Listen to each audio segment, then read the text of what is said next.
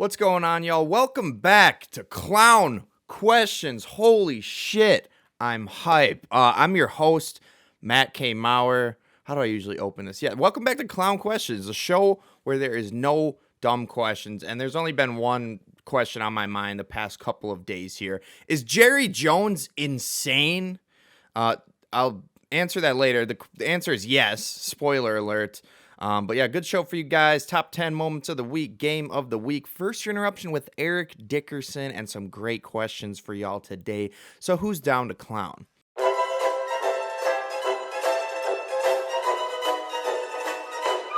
That's a clown question, bro.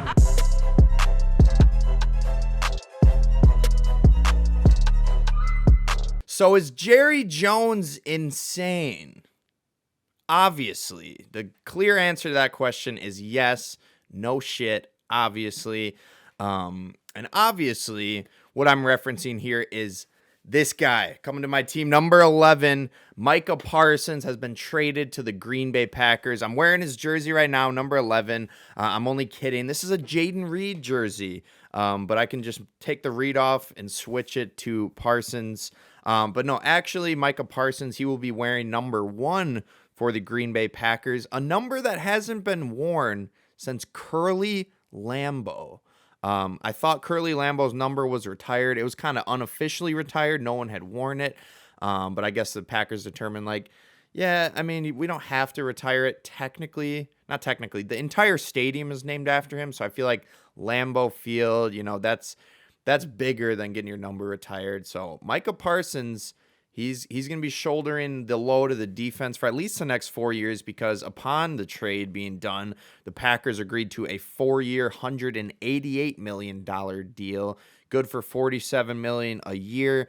$136 million of that is guaranteed.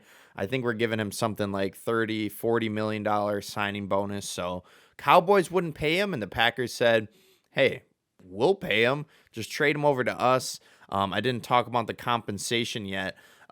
Jerry Jones traded Parsons in exchange for 2 first-round picks, the Packers' next 2 first-round picks, 2 total, so 2026 and 2027, and 3-time Pro Bowler Kenny Clark. Shout out Kenny Clark, man. I'm really going to miss him. One of the best nose tackles in the league.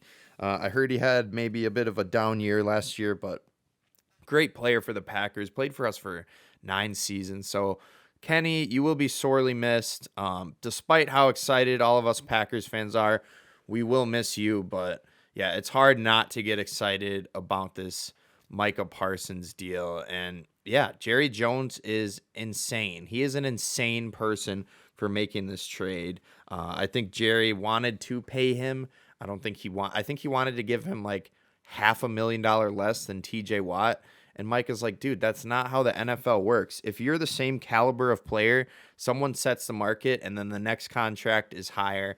Apparently the Packers were offering, I guess, $6 million more at $47 million a year. So they wanted to give him TJ Watt money. Mike is like, give me a little more. I don't actually think that's what happened, though. Let me go through the timeline. Shout out to Adam Schefter here for giving us this timeline. But here's the Micah Parsons timeline, everything that led up to this trade. July 21st, he reported to training camp on the first day. On August 1st, he requested a trade on Twitter. August 2nd, Jerry Jones said he's not going to trade Micah Parsons, calling a trade request just part of a negotiation. And one thing I would say to our fans, don't lose any sleep over it. Well, now Cowboys fans can't sleep. They are losing all the sleep. Shout out Nemo. I'm really sorry we took your boy.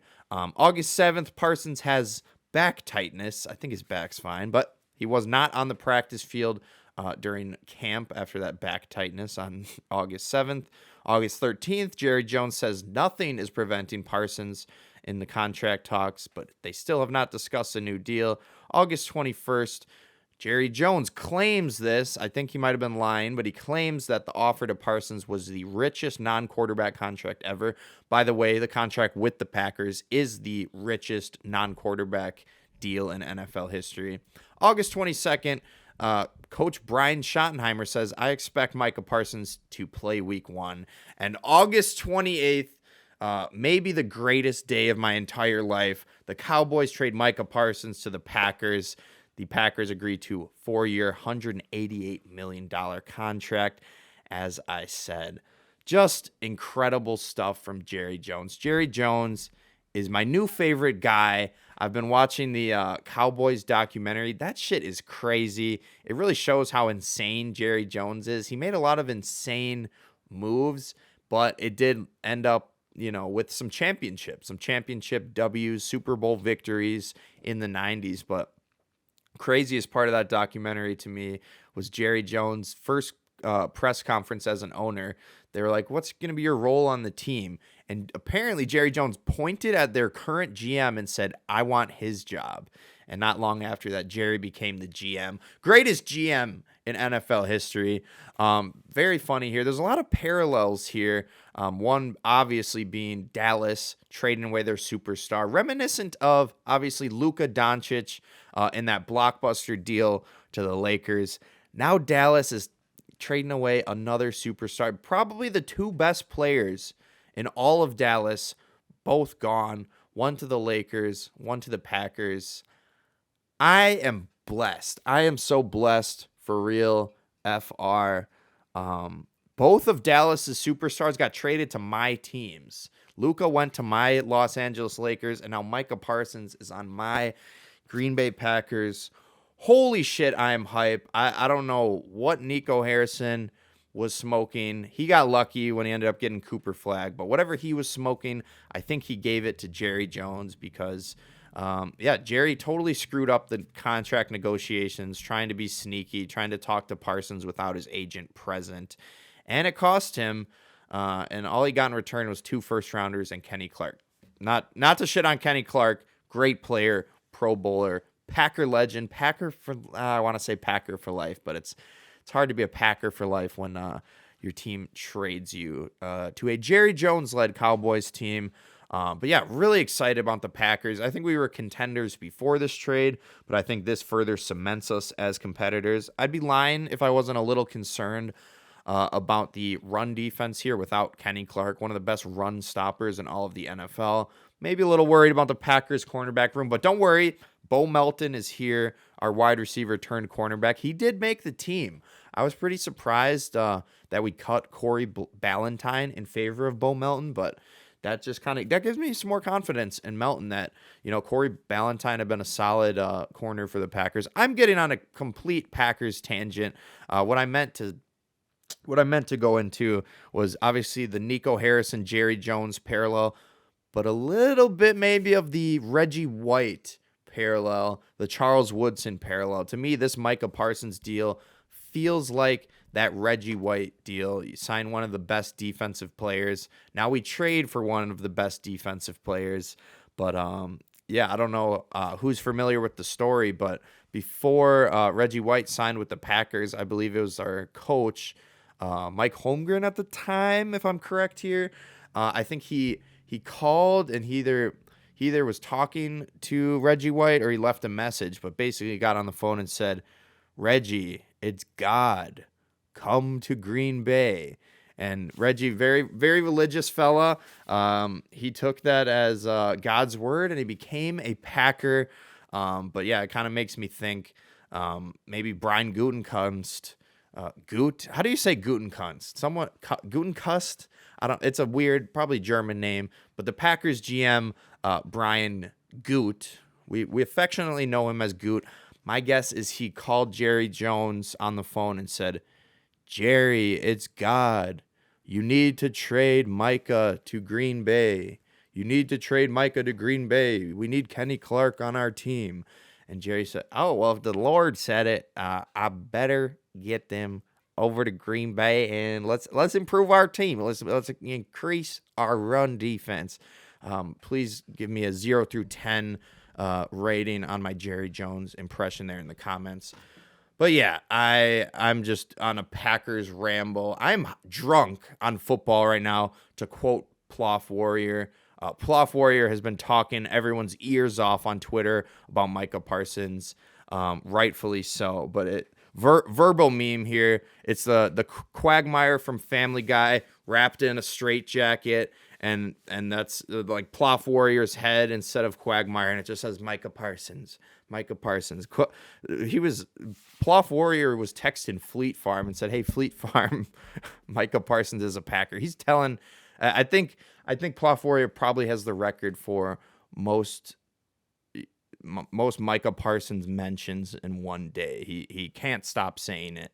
But yeah, that's all I can say about that. Build Goot a statue. I've heard people say maybe build K Adams a statue. But yeah, just so great. There was back in, I don't know if it was January, but earlier in the year, Micah Parsons had Jordan Love on his podcast, and he asked Jordan Love, he's like, any players around the league that you'd want to come to Green Bay, anyone you want to recruit? And Jordan Love's sitting there, smiles. He's like, this dude's sitting right next to me. That'd be pretty cool. And Micah kind of blushed, and now he's a Packer. Yeah, really happy for him. Cowboys fans might quit. They might quit the NFL. But enough on Micah Parsons. Packers are contenders. Good luck, Lions. I believe Micah will be playing game 1, which will be interesting to see. Maybe not the full game because I don't think he's been practicing. But yeah, keep Micah safe. Our sweet prince. Probably my new. No, McKinney's my favorite player, but I really need a number 1 Curly Lambeau, Michael Parsons, Michael Lambeau, Curly Parsons, whatever you want to call it. I need a number 1 jersey, and I need a number 0 because apparently Matthew Golden, everyone was saying the number 22 he was wearing is really ugly. I guess he heard that chatter because Golden will now be wearing number 0 for the NFL. Really excited for the Packers. How can you not be high on them right now? But yeah, that's the answer to the question. Yes, Jerry Jones is insane. Let's move on to my next question, staying in the NFL here. Who got that bread? A number of people, 2 Holdens got paid. Micah Parsons, the third big Holden, got traded, of course. But another Holden ends as the Bengals and Trey Hendrickson reached agreement on a $14 million raise for this year, boosting his 2025 salary to $30 million per sources. Hendrickson is still scheduled to become an unrestricted free agent after this season. Sort of a win-win unless Hendrickson gets franchise tagged. But Hendrickson got that raise in money, probably wanted a long-term deal, but also probably so pissed off with the front office with the Bengals that he's okay with getting paid this year and then maybe leaving in free agency, unless, of course, he gets franchise tagged. But yeah, congrats to Trey Hendrickson for getting that bread. His deal also includes a $1 million incentive if he plays 60% of the plays and the Bengals make the playoffs. I do expect him to make that extra $1 million there. Who else got that bread? Terry McLaurin. He signed a 3-year extension worth $96 million with the Washington Commanders. Washington finally gets it done. Jaden Daniels has his best receiver on the team, although maybe Deebo Samuel makes a run for that title here. People say Deebo's fat, but maybe he comes back this year and has a much better year. I think he will. I did draft him in fantasy football after all. But yeah, finally the Commanders get the deal done. Terry McLaurin gets his money, $32 million a year.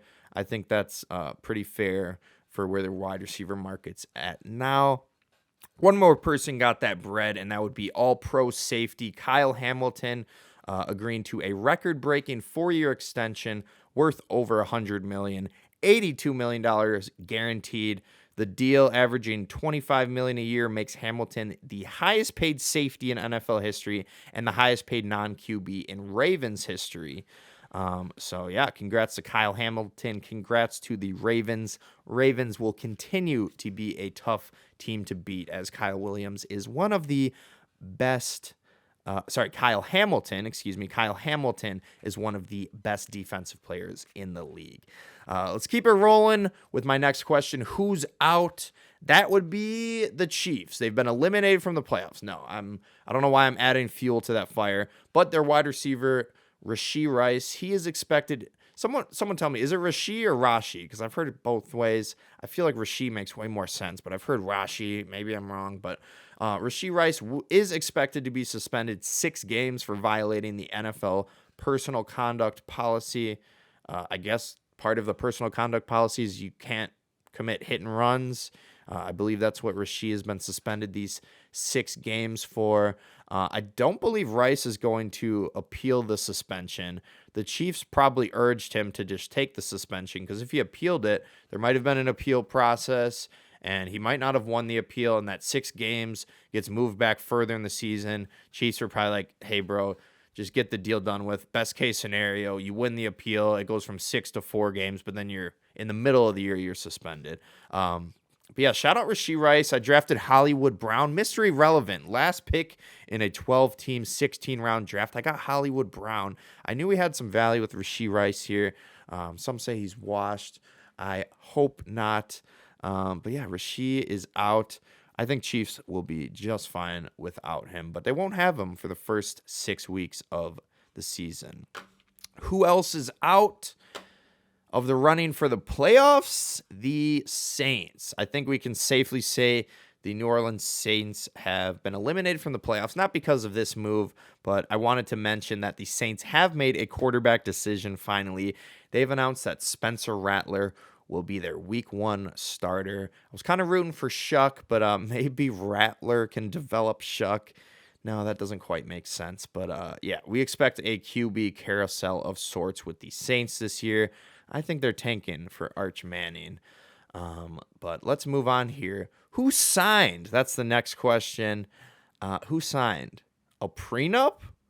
Hopefully Taylor Swift, because Travis Kelce has proposed. I know biggest news of the week. I know all you football fans are really excited about Taylor Swift and Kelce's engagement. Pretty funny that Killa Trav is still his nickname. They did a joint post. Taylor Swift said, "I'm marrying Killa Trav." So very funny there. But yeah, who signed a prenup? Probably Taylor Swift. She's got a lot more money than Travis Kelce. She doesn't want to have to give him $500 million if they ever get divorced. I don't think they're going to get divorced, but I just want to tell my girl Taylor, it's probably a good idea to get a prenup here. But yeah, rooting for them. A divorce album would rock, but let's hope they don't get divorced. And let's hope if they do, Swift has her prenup so Kelce doesn't turn into Jeff Bezos' ex-wife. Who else signed? That would be Rasul Douglas. I was a little bummed out about this. I wanted him to return to the Packers. Not to hate on our cornerbacks, but it's nice to have a veteran presence there alongside Nate Hobbs and Keyshawn Nixon, those veterans. But Rasul Douglas signs a 1-year deal with the Miami Dolphins for $3 million. Really good move for the Dolphins there, bolstering their secondary. And one more person signed, that would be Amari Cooper. Amari Cooper, confirmed, not retired. I thought he was retired. He was just a free agent. But the former Bills wide receiver will be returning to the team that originally drafted him, the Las Vegas Raiders. I guess at the time it was the Oakland Raiders, but he's returning to the Raiders, even though they're in a different city here. I think that's a really important move for the Raiders here, especially with this next news that I'm about to get to with this question, who got dealt? I'll get into some of the trades, but Jacoby Myers wants to be dealt. Jacoby Myers has requested a trade, so I think that Amari Cooper acquisition is super important for the Raiders. He could go into the season as wide receiver 1, depending on if Jacoby wants to hold out or if he does get traded. But Jacoby Myers, similar situation to Terry McLaurin. He's asking for a contract. They want to pay him. Raiders probably aren't offering him as much as he would like. Damn, is that my first voice crack on the podcast? That's embarrassing. Oh, that water tastes weird. I have a water bottle here, and I had cucumber, lime, pepino, Gatorade in it. I drank it all, but then I filled it up with water, and it still has that cucumber taste. I thought I liked cucumber Gatorade, but it is not good. I don't know why I liked it. You know what I do like? Cucumber Jewel Pods. I'm getting way off topic here. Good move for the Raiders. And yeah, I don't know what's going to happen with Jacoby, but at least they got Amari now. Let's finish out this question. Who got dealt? There were a number of trades, but for the ones I didn't really recognize the player's name, I didn't get into it. This is kind of that last week of the season where it's cut week. And instead of cutting certain players, you might trade them to a different team in exchange for a 6th or 7th round pick. So I'm not going to cover all the trades, just the ones with name brand players here that I recognize. That's where I don't know ball. I know elite defenders like number 1 for the Packers, Micah Parsons, and I know a lot, I feel like, about fantasy football in terms of depth charts and whatnot.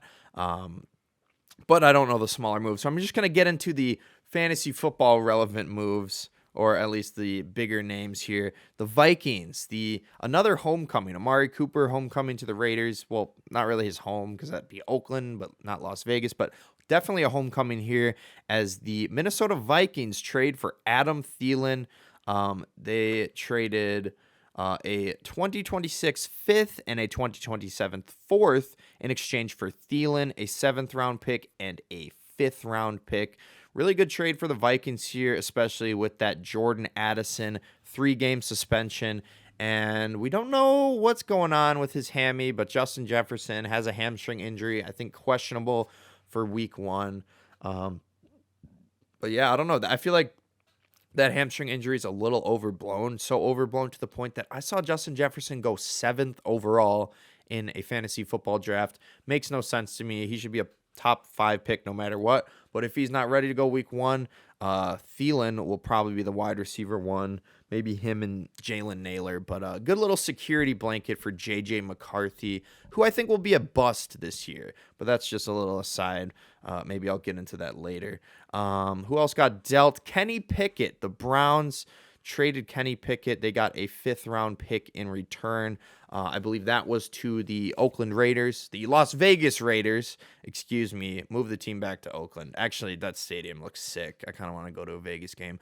But, the Raiders trade for Kenny Pickett because I believe their backup quarterback, Aiden O'Connell, went down with a fairly serious injury. So now they have their backup in Kenny Pickett. Browns whittling down that quarterback room slightly, getting rid of Kenny here. But yeah, they're going to have to deal with Deshaun Watson at some point this year. So Browns are in no man's land. I'm not happy that Shedeur Sanders has been listed as QB3, but I think that's a strategic move because if he was the backup and Flacco was playing bad, the whole stadium's going to be chanting, "We want Sanders. We want Sanders." Speaking of Sanders, Shiloh Sanders got cut, probably incidentally after punching someone in the face. I'll talk a little more Shedeur Sanders, not Shiloh, for the first interruption. But let me get to the last trade that I think is very impactful from at least a fantasy football perspective. Brian Robinson, he gets traded to the San Francisco 49ers in addition for a 6th-round pick. Good move for the 49ers, who have Christian McCaffrey, who, when healthy, probably the best running back in the league. I'll give it to Saquon, but he's up there for sure. But yeah, a little injury prone. So you get a solid player in Brian Robinson. Shout out the 49ers. They now have 2 players who got shot, Ricky Pearsall and Brian Robinson. They obviously both live to tell the tale, and they both live to play very well coming back from those injuries. But you know damn well that first week of the season, at some point, they have to do it. Ricky Pearsall and Brian Robinson, maybe they get someone to hold the boombox for them, or they hold it. They're gonna be running out to that 50 Cent joint. Many men wish death upon me, blood in my. Okay, I don't need to sing, but really cool that they have 2 players who got shot, and they're both very good. But let's get to Shedeur Sanders. Let's get to this week's first interruption. I feel like he definitely is. He's probably the most talked about 3rd-string quarterback in NFL history. Maybe Nathan Peterman. But this week's first interruption is regarding Shedeur Sanders. It is not with Shedeur Sanders, but it is with an NFL Hall of Famer, Eric Dickerson. And Eric Dickerson, with kind of a bombshell report here, not necessarily saying something that hadn't been speculated earlier by a lot of people, but Eric Dickerson saying this kind of confirms a lot of our suspicions, a lot of my suspicions. Pretty much anyone in sports media was making these assumptions here. And in this video, Eric Dickerson kind of confirms those assumptions about Shedeur Sanders. So here we go. First interruption with Hall of Famer Eric Dickerson. I'll tell you this much here, what I heard from someone that's in the NFL, that the NFL told other, don't draft him. Do not draft him. We're gonna make an example out of him. And this came from a very good source, And he said that, I won't say who, somebody called the Cleveland Browns and said, don't do that. Draft Really? him. Yep, draft him. Don't do that. Because they weren't going to draft him either. They weren't going to draft him. Definitely a bombshell report from Eric Dickerson. He said from a very good source, and some people are saying this is smoke, but Eric Dickerson has a lot on the line saying that. His credibility, his reputation is on the line, because if he lies and makes up a story about that, people aren't going to like that around the league. So I fully believe Eric Dickerson here with his report that NFL teams kind of, maybe not colluded together, but kind of made a mutual agreement that we're going to make an example out of Shedeur Sanders. We're not going to let him be a first-round pick, get first or second-round money because of how he carries himself, because of how he acted in interviews. I heard some reports from Mike Florio, Pro Football Focus. Shout out Florio. Makes really good football fan fiction. Damn, he made a football fan fiction about Quinshon Judkins could feasibly return to college, which is a horrible thing for me to hear because I drafted Quinshon as my RB3, and now he might be in college. Can I get his college stats? I think that's fair. I'm the commish. I'll do it. But yeah, a lot on the line for Eric Dickerson. I did a little tangent with Florio there, but Florio was basically saying that in these interviews, Shedeur Sanders acted like he was being recruited, not like he was being interviewed. So he didn't treat it like a job interview. He treated it more like a college recruiting visit, and those are very different things, because a college recruiting visit, if a coach shows up and starts talking to you, you know they want you on your team. In the NFL, you're interviewing, and they are making evaluations on your personality, how you carry yourself, obviously your football knowledge, and evidently a lot of QB needy teams passed up on him. The Saints, they went with Tyler Shuck instead. And the Browns went with Dylan Gabriel ahead of him. Even the Browns apparently did not want to draft him, but they saw the value there in the 5th round. They're like, bro, we got to take him. But yeah, very crazy, not being blackballed from the league, but he got screwed over by the league here, because I fully believe Eric Dickerson. But yeah, hopefully that's the last of this Shedeur talk until he plays this season, because I'm sure you guys are all annoyed by it by now. But hey, like I said last week, entertainer and competitor. Entertainer and Dylan Gabriel, competitor. Shedeur, entertainer and competitor. That's how it goes. But yeah, I'm sure you guys are tired of me talking about Shedeur Sanders week after week, but he's a conversation starter. But yeah, messed up that the NFL did that, especially when they've had guys going. Laramie Tunsil went still in the 1st round after draft night. A bong rip dropped. Someone leaked a video of him in a gas mask. Johnny Manziel was an asshole, a coke addict, and the Browns said, so he's still good, we'll take him. And people evidently were not able to look past that stuff with Shedeur. I hope the Browns do, and I hope he wins the Super Bowl with them. I'm rooting for you, Shedeur. But let's keep the show moving here with our Goosebump moments of the week, the top 10 Goosebump moments of the week.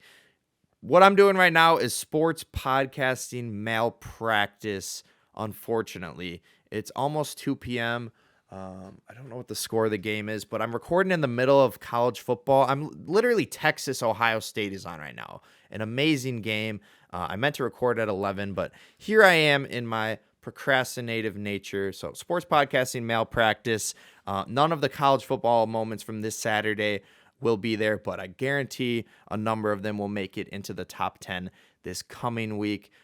So yeah, I don't have any college football for you guys yet, but we'll get to it. This is a top 10 that will not include that. But let's get it started off with a Brewers moment. Number 10 moment of the week. The rookie, Isaac Collins, walks it off on a sac fly as the Brewers beat the Diamondbacks 9-8. Crazy game. Brewers have another shot with Isaac Collins coming to the plate here. And Isaac, a fly ball deep right. This is going to be deep enough. Tagging is Lockridge. Here's the throw. Lockridge scores standing up, and the Brewers have walked off the Diamondbacks in game 2. Number 9, Stephen Kwan with the walk-off sac fly for Cleveland. Kwan win it right here. To center field. This could be interesting. Rodriguez, the catch. Rocchio, the tag. He'll try and score. The throw, the slide. He's safe. A walk-off win for the Guardians. And yes, the comeback hits. Strike again. Number 8, Kyle Manzaro wins it for the Guardians. In 10, another Guardians walk-off. Line drive, base hit. That will do it. Martinez scores. Book it. In 10, the Guardians take the series on an 0-2 walk-off hit by Kyle Manzardo with 2 outs. Number 7, Lourdes Gurriel Jr. walks it off in dramatic fashion for the Diamondbacks. Gurriel pokes it into left center. Here comes Corbin, and Lourdes walks it off. And for the second straight game, the Diamondbacks walk it off. Final score 6-5. Lourdes, your walk-off hero. Number 6, Malcolm Hartzog Jr. with an impressive pick to ice the game. Up top, in danger territory. Dirty. It's picked off by Hartzog. Atonement and redemption for Hartzog. Number 5, Brandon Nimmo's game-ending hit wins a big one for the Mets over the Phillies. And Brandon slashes it, base hit, and the Mets win the ball game. 4 straight hits against a run in the bottom of the ninth. The Mets have beaten the Phillies 9 straight times at Citi Field. Number 4, Jock Peterson with an extra base hit to walk it off for the Rangers. And there's a swing, and that one will win it! Jock Peterson makes the Rangers a winner in the bottom of the ninth inning. Number 3, Young-Hoo Lee's walk-off base hit completes the Giants' sweep of the Cubs. Long drive, base hit. They're going to wave in the runner. Here's the throw home. This game is over. The Giants have swept the Cubs, and the wins keep on coming. They've won 5 in a row. Number 2, Alec Burleson's 4th hit of the night is a walk-off dinger. 2 outs in the ninth. Golf towards center. That's pretty well hit. At the track, hit the wall. It's gone. Burleson with a walk-off homer. Alec Burleson, Chip, have a night. His first career walk-off home run. Number 1 moment of the week, William Contreras rips home a walk-off homer as the Crew win. Contreras, high fly ball, deep left field. Did he get it? Yes, he did. It's a walk-off home run. William Contreras goes wild Bill and sends us home. What a finish. 2 outs, bottom of the ninth. And William Contreras with his first ever walk-off home run. William Contreras with his first ever walk-off home run. Sorry, I'm pulling my phone out, seeing if I missed anything.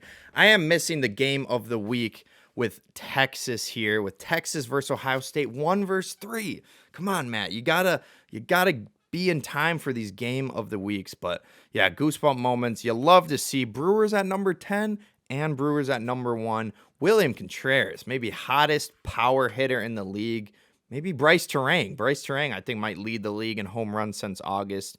Brewers in a little bit of a rougher stretch here. Obviously, that's going to happen after you win 14 straight. It's not a sustainable win rate, but keep rolling, Brewers. We beat the Blue Jays last night. I hope we beat them today. Best record in the league versus second best record in the league. Maybe a little World Series preview. Sorry for saying that.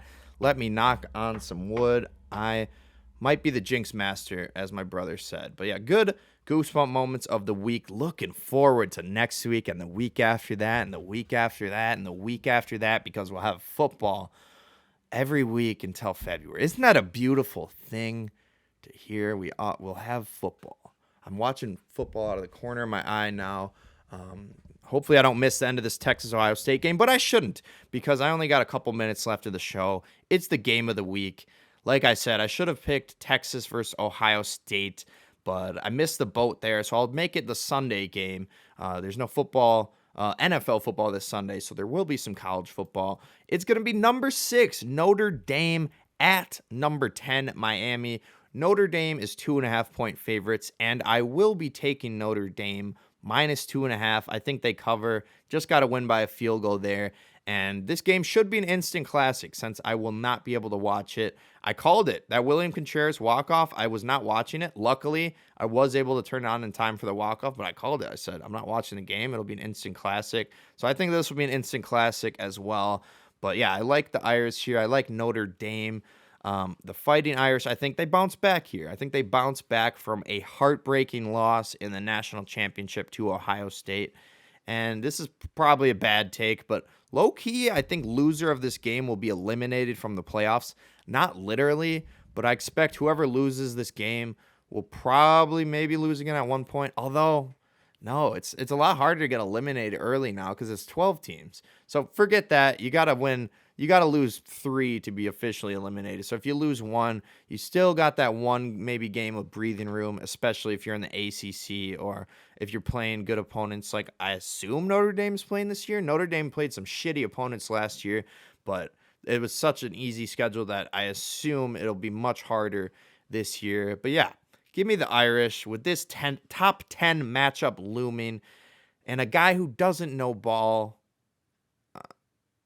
I don't know why I'm insulting myself there. But with this top 10 matchup looming, a guy who doesn't know ball picking the Irish, people are still sitting here wondering, will it be the Catholics or the convicts?